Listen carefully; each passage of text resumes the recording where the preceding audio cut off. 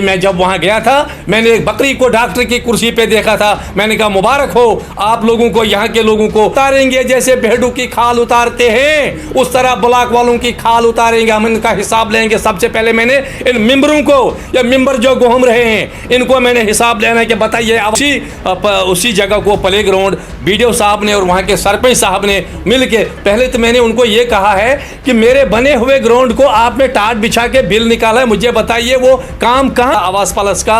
लेकिन आज उसी पंचायत में 100 केसेस आते हैं, लेकिन हमारे नाअहल मेंबर, नाअहल सरपंच उन्हीं लोगों से 2-2 हज़ार रुपया हमारे आवास प्लस बीजेपी के दिए हुए गरीब लोगों के लिए। अस्सलाम वालेकुम, आदाब नाज़रीन, उम्मीद करता हूँ कि आप सभी खैर आफियत के साथ होंगे। आप देख रहे हैं इस वक्त JK voice news Nadeem Mir के साथ। नाज़रीन, हम इस वक्त मौजूद हैं जम्मू में। हमारे साथ इस वक्त बातचीत करने के लिए मौजूद हैं तहसीलकार के एक मानताने लीडर सफदर हुसैन वानी साहब, जो पहले कांग्रेस में हुआ करते थे। आज़ाद साहब के राइट हैंड इनको माना जाता था, लेकिन बाद में इन्होंने आज़ाद साहब को इस्तीफ़ा दिया और भारतीय जनता पार्टी में ज्वाइन हुए। सफदर साहब, सबसे पहले आपका बहुत बहुत शुक्रिया आपने कीमती वक्त हमें देने के लिए और हमारे से बातचीत करने के लिए। शुक्रिया नदीम साहब, मैं तो पहले आपके चैनल का शुक्रिया अदा करता हूं और मुझे इंतहाई ये खुशी हुई कि आज मेरे फारफलांग एरिया पहाड़ी इलाका से एक मीडिया चैनल चलाने वाला मासूम बच्चा यहाँ जम्मू पहुँचा है। मैं पहले अपने दिल की उम्मीद गहराइयों से आपका मुबारक करता हूँ और आपका शुक्रिया अदा करता हूँ। मैं भारतीय जनता पार्टी में मुस्लिम माइनॉरिटी मोर्चा का डिस्ट्रिक्ट वाइस प्रेसिडेंट डोडा हूँ। मैं आज इस बात पे आया हूँ कि लोग जो ये कह रहे हैं कि भारतीय जनता पार्टी में सफदर हुसैन वानी ज्वाइन हुआ था, वो किस मुद्दे पे हुआ था। लेकिन मैं कांग्रेस में हुआ करता था, लेकिन जिस वक्त मैंने कांग्रेस के कारनामे देखे कि कांग्रेस किस हद तक काम कर रही है, तो मैंने उस समय जब त्रहकल रोड की हालत को देखा, खालिस वादे मैंने देखे, तो मैंने भारतीय जनता पार्टी जब ज्वाइन की तो मैंने ज्वाइनिंग के वक्त भारतीय जनता पार्टी से एक वादा लिया था कि सबसे पहले मेरी त्रहकल रोड का मामला है, मेरी वहाँ क्या कहते हैं त्रहकल टू बन्नी रोड का मामला है, त्रहकल टू कुशट हवा रोड था, वह शान गोलिया टू रजा गोट रोड का मामला था, कुछ ट्रांसफार्मर्स थे मेरे, ब्लैक टॉप का मसला था, लेकिन वो द्रमन बाला की बिजली का मामला था, बन्नी बाला बिजली का मामला था। लेकिन जब मैंने ज्वाइन किया तो मेरे साथ जनाब दलीप सिंह परियार MLA भद्रवा जुड़े और वैशन परियार मेरे साथ जब जुड़े तो हमने दोनों ने हाथ बटाया और जब हम जम्मू में पहुंचे तो हमने यहाँ अपने भारतीय जनता पार्टी के रियासत जम्मू व कश्मीर के प्रेसिडेंट अपने रविंदर रैना जी से जब ये सारी बातें पेश की तो रैना साहब ने हमारे सारे प्रोजेक्टों को सैंक्शन करके दिल्ली भेजा और दिल्ली से जब हमारे प्रोजेक्ट सैंक्शन हुए तो उसी खुशी में हमने ये जब द्रमन में बिजली भी पहुंची, बन्नी में बिजली पहुंची, हमारे रोड पे काम भी लगा। अब मेरा मुतालबा ये है कि मैं पार्टी से गुजारिश करता हूं कि इलेक्शन से पहले मैं गाड़ियों के हारन कुशेट हवा और बन्नी टॉप पे देखना चाहता हूं। तभी क्योंकि लोग तो कह रहे हैं, लेकिन मैं लोगों को ये ज़रूर कहूँगा कि आप देख लीजिए कि भारतीय जनता पार्टी ने क्या किया। जिस समय में आप अस्पताल में जाता हूँ, अभी मैं सुपर स्पेश हॉस्पिटल से आया, कई गरीब लोग वहाँ बैठे थे, उन्होंने दुआएं की मोदी साहब के लिए। देखिए कि हमने उन्हें क्या नहीं किया। देखिए जो आपने कहा कि रोड दी, बिजली दी वगैरह, लेकिन जहाँ पर हम तहसीलकार में देखते हैं हायर सेकेंडरी में स्टाफ्स की ज़्यादा किल्लत होती है। मलानों में, टांडा में हायर सेकेंडरी आए हैं तो स्टाफ्स की काफ़ी किल्लत है। इस पर क्या कुछ कहना चाहें? देखिए मैं कल डायरेक्टर ऑफिस में चला गया। देखिए मेरे पास कागज़ पड़ा है, मैं डायरेक्टर साहब से मिला तो डायरेक्टर साहब ने कहा कि ये देखिए हम आज से ट्रांसफ़रें शुरू कर रहे हैं। हमारे हायर सेकेंडरी स्कूल मलानू से भी कुछ लोग ट्रांसफ़र हुए, लेकिन वहाँ नए लोग आ रहे हैं और उन्होंने कहा कि हम स्टाफ जो आपकी जो कमी है हम हफ्ता 10 दिन तक इसको पूरा कर रहे हैं, इंशाल्लाह ये होगा। अस्पताल मलानू में भी पोस्ट तो देखिए हाँ, ये हॉस्पिटल मलानू की बात जहाँ तक मैं कहूँगा, मैंने DC साहब को 3 बार मलानू में भेजा, लेकिन जितनी भी कमज़ोरी मलानू के रहने वाले लोगों की है कि जब भी मैंने वहाँ छापा मारा तो वहाँ के लोगों ने गलत रेजोल्यूशन दिया कि स्टाफ अभी यहाँ था, अभी यहाँ से निकले। लेकिन मैंने ये भी एक दिन वहाँ कहा था कि मैं जब वहाँ गया था मैंने एक बकरी को डॉक्टर की कुर्सी पे देखा था। मैंने कहा मुबारक हो आप लोगों को, यहाँ के लोगों को, कि आज यहाँ की बकरी भी डॉक्टर का काम कर रही है। लेकिन वो वहाँ के लोगों की गलती है। मैं इस समय भी श्यामू डोडा को कहना चाहता हूँ और डायरेक्टर साहब को कि मलानू का स्टाफ पूरा किया जाए। और सबर साहब ये बात के मलानू की बात उठी तो यहाँ पर कहना चाहूँगा कि मलानू में एक हेलीपैड बना था, तो हेलीपैड में हमने हाल ही दिनों में वहाँ पर एक प्ले ग्राउंड बना हुआ देखा, वो क्या मामला था? तो क्या वो पहले प्ले ग्राउंड ही बना था कि वो हेलीपैड बना? जनाब देखिए, उसमें जो टेंडर हुआ है, टेंडर जब हुआ है, हेलीपैड का ठेका जो था, बेहतर ठेकेदार हूँ मैं आरएनबी का, वो हमने बनाया है। शौकत साहब मागरे को रोड था, वो हेलीपैड बना है, वो प्ले ग्राउंड नहीं बना है। लेकिन मैंने पहले भी ये एक मीडिया को दिया कि जिन जिन लोगों ने वो किया है उनके खिलाफ एफआईआर लगेगी, क्योंकि वो हमने इमरजेंसी हेलीपैड बनाया है। क्योंकि वो एक्सीडेंटल समझो हेलीपैड है, कभी एक्सीडेंट होगा, हमने वहाँ से किसी पेशेंट को करना है, ट्रांसशिप करना है, जम्मू भेजना है, कहीं भेजना है, लेकिन उसी जगह को प्ले ग्राउंड बीडीओ साहब ने और वहाँ के सरपंच साहब ने मिल के, पहले तो मैंने उनको ये कहा है कि मेरे बने हुए ग्राउंड को आपने टाट बिछा के बिल निकाला है, मुझे बताइए वो काम कहाँ किया है। वो बिल जी जेई ने दिया है, मैं चाहता हूँ उसको जेल भेज दिया जाए। आपसे आपके बाद कांग्रेस से आज़ाद साहब ने रिज़ाइन दिया, तो उन्होंने अपनी पार्टी में क्या आज़ाद साहब ने आपको फ़ोन वगैरह कुछ नहीं किया कि हमारे साथ ज्वाइन करो? देखिए नहीं, हम और कल भी कार में आए, देखिए हम इससे कबल निकल आए हैं। मैंने कांग्रेस को खैरबाद किया है और आज़ाद साहब को भी। आज़ाद साहब इनको मैं इनके चेहरों को नहीं देखना चाहता हूँ। आज़ाद साहब तो आपको राइट हैंड मानते थे पहले। नहीं, मेरे कोई राइट हैंड नहीं है। देखो, मैं उस राइट हैंड उसका हूँ जो कौम का काम करे, जो पब्लिक के सामने रहे, का पब्लिक का काम करे। देखिए, आज भारतीय जनता पार्टी, सबसे पहले मैं आपको बताऊंगा कि मैं मुबारक करता हूं मोदी साहब को कि जिसने 5 लाख रुपया मोदी कार्ड पे एक पेशेंट को इलाज के लिए दिया है।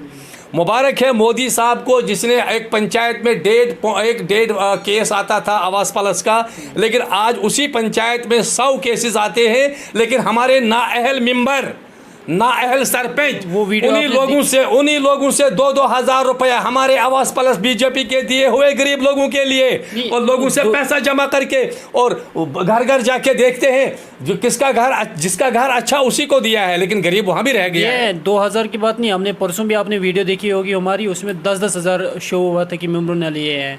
जनाब, मैं क्या कुछ कहना चाहिए? मैं चाहता हूँ कि सीबीआई बाज़ाब्ता तरीके से इसकी पहले जाँच करे। एक का मकान कहीं 13 लाख 14 लाख का कहरा बाजार में बना है, उसी को आवास प्लस दिया है।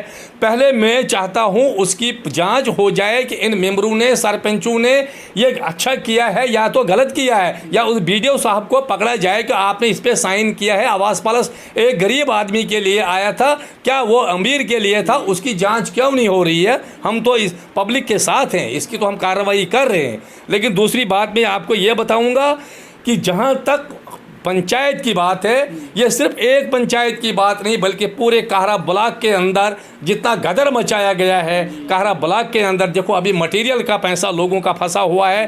कभी एक वेंडर को बनाते हैं, कभी दूसरे वेंडर को बनाते हैं, लेकिन जो देखो ईद आई है आगे से, लोगों का मटेरियल का पैसा फंसा हुआ है, लेकिन कमीशन पे झगड़ा लगा हुआ है, लेकिन अभी तक गरीब लोगों का पैसा नहीं मिल रहा है। ये भारतीय जनता पार्टी का कसूर नहीं है, ये कसूर जो है वह वहाँ की पंचायत को हमने इम्प्लीमेंट किया था, उनको हमने वोट दिया था, लेकिन वो गलत कौन करे? वहाँ के सरपंच और मेंबर गलत कर रहे हैं। लिहाजा मैं आज से फिर अपने प्रधानमंत्री जी को इसी मीडिया चैनल की गुजारिश करता हूँ कि फ़ौरन से फ़ौरन डिस्ट्रिक्ट डोडा के अंदर डीसी साहब को मुतला किया जाए कि डिस्ट्रिक्ट डोडा के जितने भी ब्लॉक्स हैं वहाँ वो चेक करें कि ये आवास प्लस जो दिए गए हैं ये सही है या गलत है। तो यहाँ पर एक और सवाल मैं आपसे पूछना चाहूँगा, आखिरी सवाल। तो जो नरेगा पेमेंट होती हैं तो 18,000 हमने सुना कि 18,000 होती है नरेगा की पेमेंट, तो लेकिन जब हम आवाम से पूछते हैं कि कितनी पेमेंट पड़ी, तो वो कहते हैं कि हमने काम तो पूरा किया है। हाल आप वाकफ़ हैं कि पहाड़ी इलाकों में बर्फ़ पड़ती है, वो कहते हैं कि हमने दिसंबर के महीने में भी काम किया नरेगा, लेकिन 18,000 के बजाय हमारे कार्डों में 4,000 पड़े पेमेंट। उस पर क्या कुछ कहना चाहेंगे? उस पर मैं ये कहना चाहता हूँ कि देखिए, मैं अपना एक स्टेटमेंट बैंक से निकालिए।